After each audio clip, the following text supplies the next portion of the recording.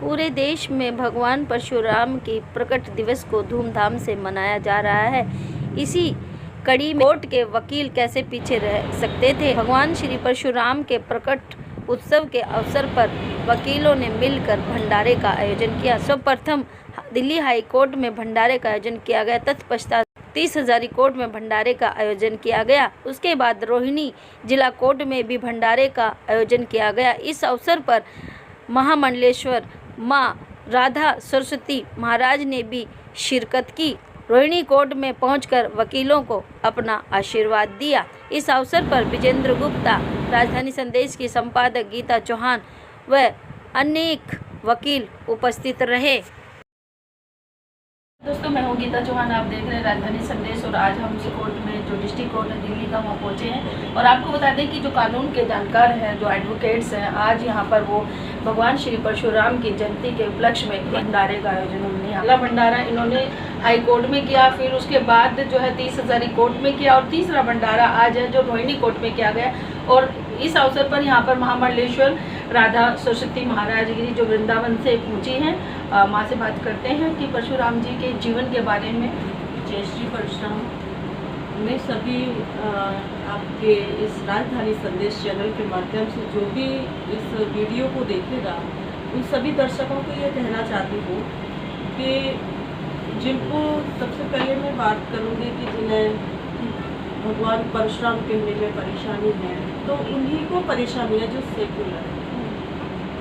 क्योंकि सेक्युलरिज्म यहाँ पर इतना विस्तार फैला रहा है कि हमारे जितने भी हिंदू धर्म में देवी देवता हैं, पूज्य हैं, वंदनीय हैं, और उन पर इस तरह से आघात किया जा रहा है कि अभी मैं कुछ समय पहले एक वीडियो सुन रही थी। एक मौलवी साहब थे, उनका इंटरव्यू चल रहा था, तो वो कह रही थी कि अभी उत्तर प्रदेश में जैसे अतीक के साथ जो हुआ था, तो बोले जो शूटर थे उन्होंने उसको शूट करते समय जय श्री राम क्यों बोला। और जय श्री राम तो भारत से बिल्कुल ही बंद करा देना चाहिए सरकार को। सनातन हिंदू धर्म प्रेमियों भाई बहनों के लिए एक बहुत बड़ा संदेश है कि हमें तो कोई अल्लाह अकबर बोले या कोई ईसाई अपने इष्ट को कुछ भी जयकारे लगाए उससे या गाली दे या उससे कुछ भी बोले, हमें तो कोई परेशानी नहीं है। यदि जय श्री राम बोला जा रहा है तो क्यों परेशानी है? क्या आपत्ति है आप सबको? क्या जय श्री राम के नाम के तर्कस आपके सीने में चुभते हैं या आपको घायल किया जाता है? और बात है भगवान परशुराम की, विष्णु भगवान के छठे अवतार हैं। जितने भी भगवान विष्णु के 24 अवतार हुए सब भगवान कहलाए हैं, तो कह रहा है। और दर्शकों को मैं ये कहना चाह रही हूँ कि जिसके मुंह से ये निकले कि भगवान परशुराम को भगवान क्यों, वो भगवान हैं, थे और रहेंगे। वो प्रातः वंदनीय है, स्मरणीय है।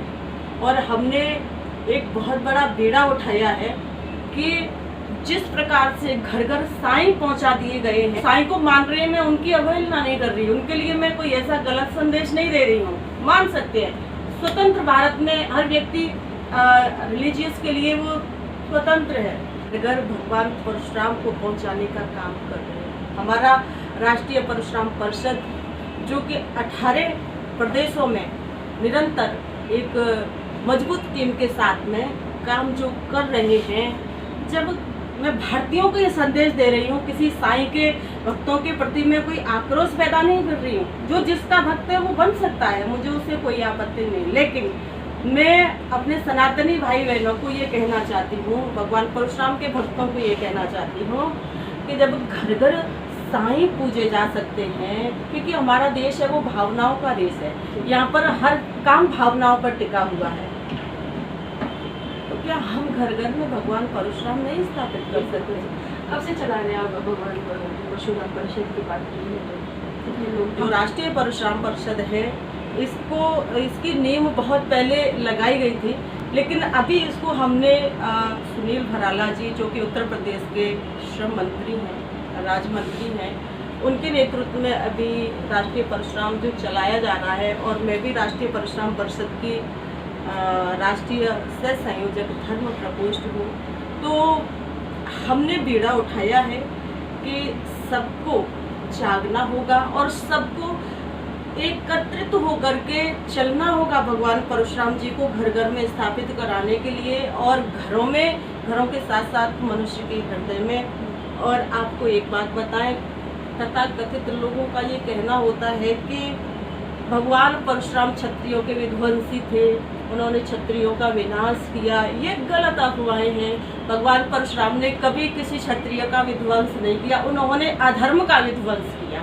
और अधर्म किसी जाति से नहीं जुड़ा होता है, अधर्म तो कोई भी कर सकता है। उन्होंने अधर्म का विध्वंस किया और धर्म की स्थापना की। भगवान परशुराम ऐसे अवतार हैं भगवान विष्णु के कि राम जी तो बाद में आए, भगवान परशुराम पहले आए। लेकिन कुछ पंडितों को ही उससे आपत्ति हो रही ना कि भगवान का शब्द लगाने से। परशुराम ब्राह्मण थे, क्षत्रिय नहीं थे। और जिन ब्राह्मणों को भगवान परशुराम से परेशानी हो रही है तो उनके ब्लड टेस्ट कराने पड़ेंगे, कहीं डीएनए में कोई गड़बड़ी तो नहीं आई है, क्योंकि जब डीएनए गड़बड़ हो जाता है तो मानसिकता अपने आप गड़बड़ा जाती है। तो मैं उनसे कहना चाहूँगी, भाई अपने डीएनए का ऐसा परिचय न दें ब्राह्मण होकर के कि अपने भगवान पर ही शंका कर रहे हैं। आप भगवान पर शंका कर रहे हैं, आप अपने माता पिता पर शंका कर रहे हैं। जी, तो ये जी साध्वी जो बता रही है, जो भगवान परशुराम के जो भगवान राम के अवतार बताए जाते हैं उन्हीं पर शंका कर रहे हैं, तो वो किस पर शंका कर रहे होंगे, साध्वी जी का साफ साफ कहना है। और वकील साहब भी हमारे साथ मौजूद हैं जिन्होंने आज यहाँ पर परशुराम जयंती पर एक भंडारा किया है, उनसे भी हम चर्चा करते हैं। जी जी, मेरा तो केवल एक ही मानना है कि बुराई पर जिन्होंने विजय पाई वो हमारे भगवान परशुराम। अपना परिचय दीजिए। मैं एडवोकेट विजय शर्मा रोनी कोर्स करता हूँ। तो आज हम लोगों ने मिलकर भगवान परशुराम जयंती के ऊपर एक भंडारा आयोजित किया था, जिसमें हमने साध्वी जी को भी बुलाया और गणमान्य हमारे बहुत मित्र बाहर से BCI से भी हमारे साथी आए। तो माता जी ने जो बीड़ा उठाया है पर जो परशुराम परिषद कितने आगे तक लेकर जाएंगे? मैंने एक ही बात कही है, हमारा तो बुराई पर अच्छाई की विजय करना ही और अपने भगवान परशुराम को बहुत ऊपर तक लेके जाना। मेरा नाम एडवोकेट रंजन शर्मा है। पिछले कुछ सालों में अधिवक्ता समाज ने जितने भी हमारे पंडित ब्राह्मण अधिवक्ता हैं उन्होंने मिलकर परशुराम जयंती पे इस तरह के भंडारों का आयोजन करना शुरू किया है पूरी दिल्ली में, और हम धीरे धीरे इसका विस्तार करेंगे। जितने भी हमारा अधिवक्ताओं का समाज चाहे वो दूसरे राज्यों में है, हम परशुराम जयंती पे इसी तरीके के भंडारे हम अपने भगवान को इसी तरीके से प्रसिद्धि करेंगे, प्रमोट करेंगे।